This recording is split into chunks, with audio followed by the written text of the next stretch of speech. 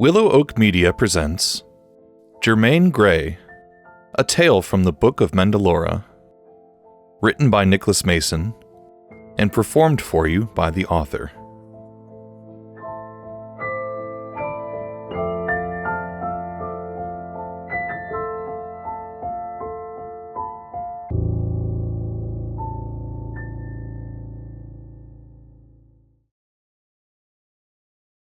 This book is dedicated to Elizabeth, my biggest fan.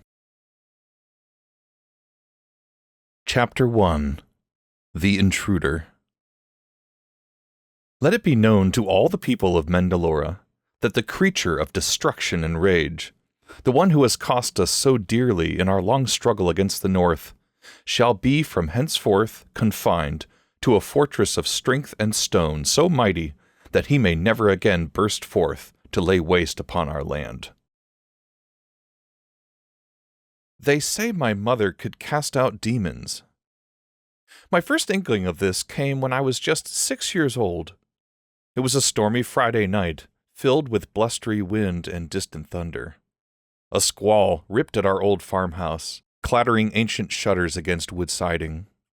A movie with popcorn and chips had succeeded only in getting my siblings to sleep.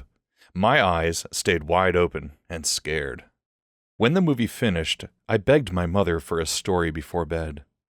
"A long story this time, Mama," I shouted, running upstairs to my bed and bouncing on it hard enough to flap my braids against my shoulders. "It's not a school night. I want a long story." I would have done anything to keep her in my room. "A long story, eh?" Mama replied, with a sparkle in her eye. "A super long one," I said, then stopped jumping. "Can you tell it to me without anyone else around?" Mama cocked her head at me. "You don't want Danielle to hear the story?" "She's already asleep," I reasoned. "What about Russell?" Mama smiled at me, moving to the bookshelf where she began to search on the top shelf. "Ew, not Russell. He's a boy."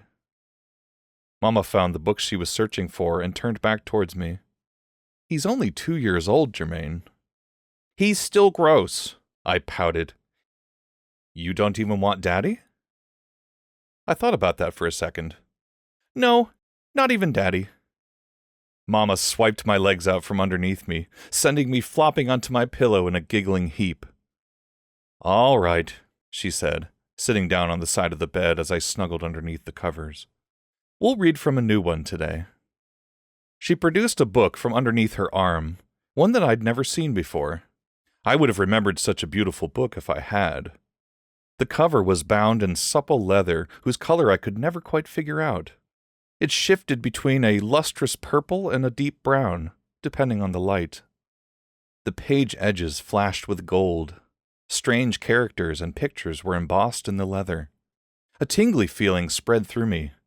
"What story is that?" I asked in wonder, trying to take the book from Mama.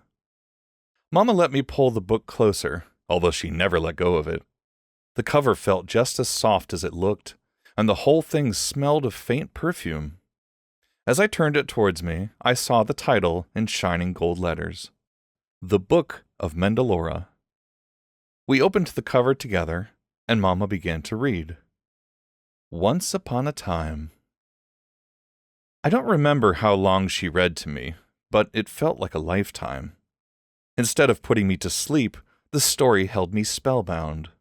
A king and his queen, a princess with powers, a fortress built to capture a demon.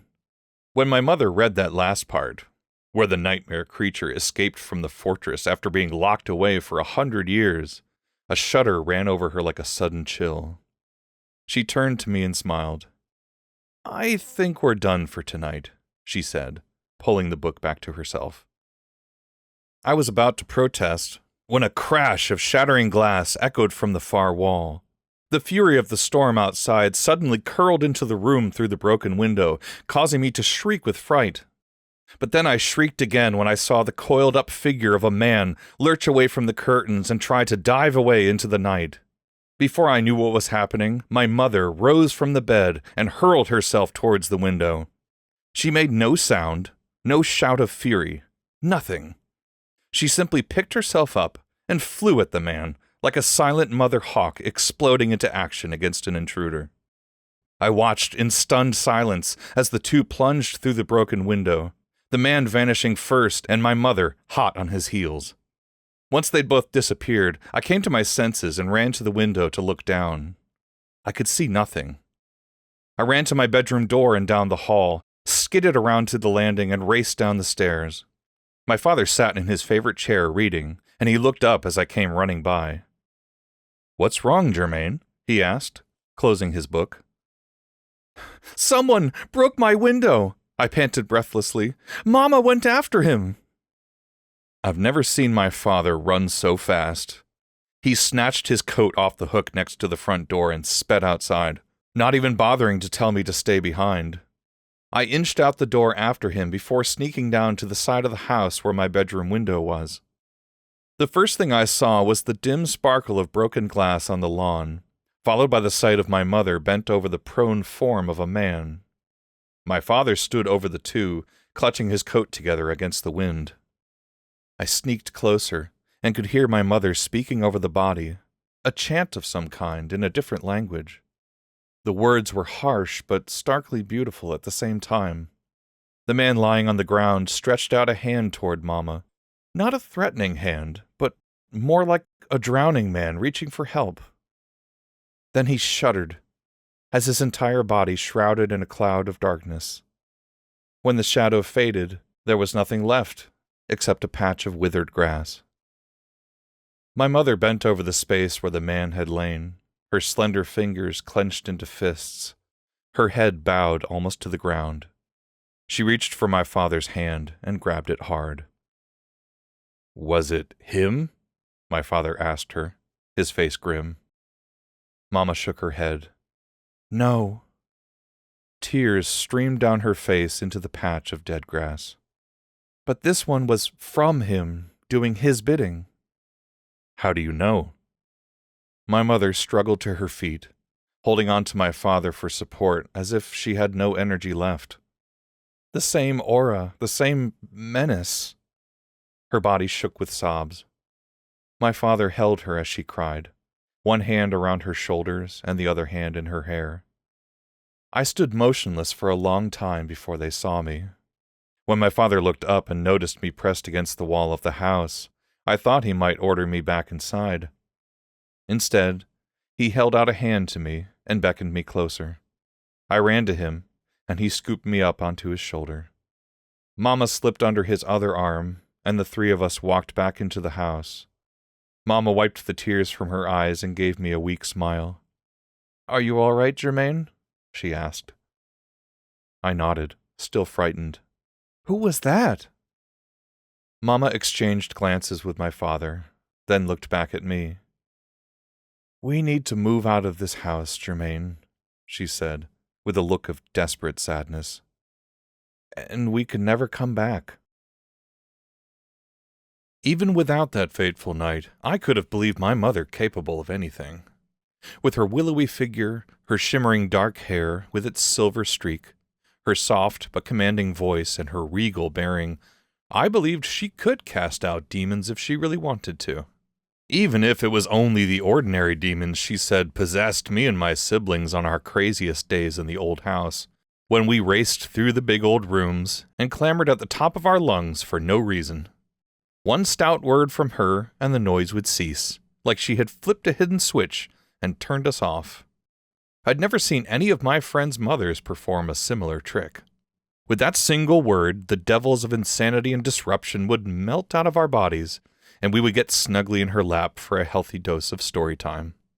Often, story time was from the same book we'd read that night so long ago, the Book of Mendelora. There were only 3 of us children when we moved out of the old farmhouse. I'm the oldest. Daniil is below me, then our brother Russell. The twins, Joey and Juliana, were born after we moved into the new house. Daniil is like Mama, tall and graceful and pretty, and everyone fawns over her and tells her that she'll grow up to be such a beautiful lady. The frustrating thing is that everyone is probably right. She is all that. Plus, she's ridiculously good with children, And at 14, she's already babysitting for every mother on our street. It makes me jealous, sometimes. Russell is 11, and we have a non-aggression pact in place between us. At least, I think that's what you'd call it. I'm almost 16, and I'm learning about World War II in history right now. Russia and Germany had one of those non-aggression pacts to keep them from fighting each other. Russell and I are the same way.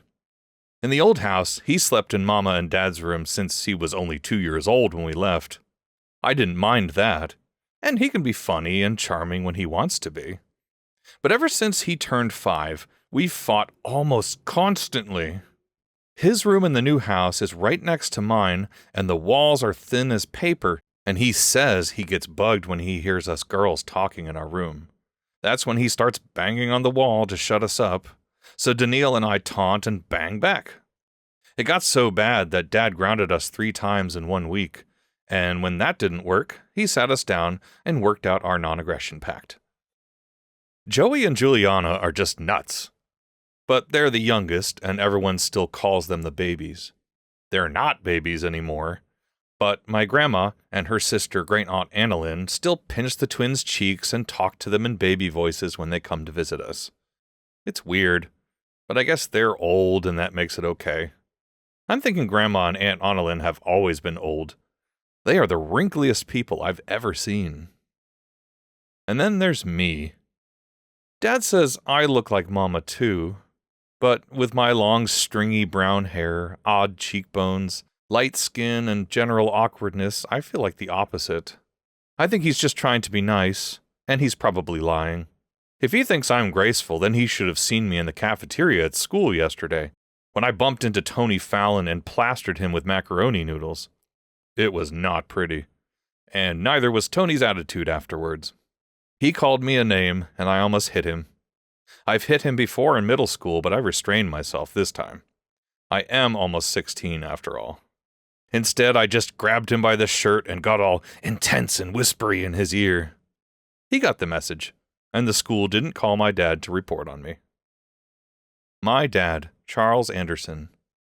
He really is a great dad, although he works so much and tries to take care of all of us kids at the same time, so none of us get to see him much one-on-one. He makes our meals before school, drives us there before heading off to work, picks us up, makes us dinner, prays with us, and then puts us to bed.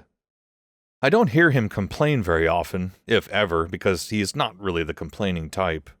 I do him a favor by not complaining to him when I need to complain about something, but I do confide in Daniil about things that bother me. Daniil listens like an angel, because that's just the way she is. With all of that said, you might be wondering why my dad is the one who makes us our meals and drives us everywhere and prays with us and all that. My mother used to do all of that too. She made the best meals, gave us the biggest before-school hugs and before-bed kisses, read to us, helped us with homework, cuddled us, and loved us. She was always ready to make us laugh, ready to pull us out of a funk and make us forget ourselves. She was like Daniil, an angel who treated us like equals. Eva Anderson, domestic goddess, that's what Dad jokingly likes to call her, and queen of our home, whether it was the big old house in the country or our new tall white one in the suburbs. She made everywhere home. When she was with us, nowhere felt strange or unpleasant. I say when she was with us, because she's gone. No, she's not dead. At least I don't think so. Dad might tell white lies about me being beautiful, but he wouldn't dream of lying about Mama. No, she's not dead, but she's gone. She's been gone for close to a year, and I have no idea where. I think Dad knows, but he says he can't tell me. It makes me angry, both that he can't tell me and that she left at all. It was a few days after I turned 15, and one day when Dad drove us home from school, she met him at the door with a pale face and shaking hands. When I say pale, I mean her face just looked drained of all her usual color. It was the same look as when that dark man withered into the grass so many years back. She took Dad aside into our little front parlor, and they talked for a long time in agitated voices. My dad looked troubled, but Mama seemed downright frightened. They waved their arms a lot, and Dad paced up and down while he talked. I saw everything through the French doors, but they kept their voices low, so I never heard much of use. After that conversation, Mama changed. She was still kind and caring, but I could tell something weighed on her mind. I convinced Daniil to ask Mama what was troubling her, but even my sister couldn't get our mother to speak about it. The only thing Mama ever let us know was that it all had something to do with a birthday. Somebody's birthday. I didn't know why a birthday would have terrified her so badly. 2 days later, Mama left. She kissed us all goodbye, one by one, and when it was my turn, she hugged me close to her chest, her warm smell enveloping me. When she finally pulled away, I realized that she had pressed a book into my hands. I looked down, and through my gathering tears, I saw the purplish-brown leather tome that she'd read to us for so many years, the source of so many fairy tales of my childhood. The golden lettering remained untarnished. The Book of Mendelora. "Promise me you'll read these stories to your brothers and sisters," Mama asked softly, touching my cheek.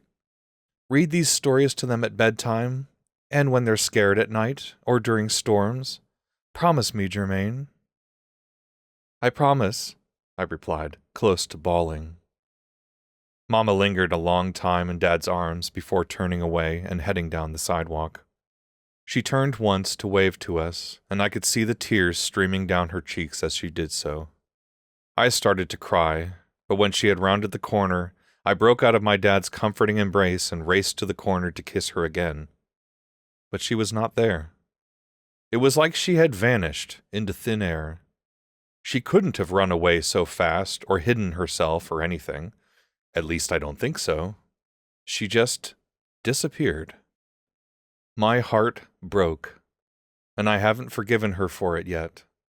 For 15 years of my life, she was there, a radiant presence in our lives, the apple of my dad's eye. Then, just like that, she was gone. I don't know where she went, or why it was so urgent, but it had better have been earth-shattering. Anything else would boil my blood. Oh, and there's one more thing that I can't forgive my mother for. Something that she did long before she ever left us. It was the thing that she did as soon as I was born, and they laid my gooey little newborn baby body on her breast. According to my dad, Mama smiled a tired but happy smile down at me, and softly murmured my name to me, into my ear where only I could hear it. As soon as she did so, I began to wail, and now I know why I wailed. My name is Germaine Anderson. And I hate my name.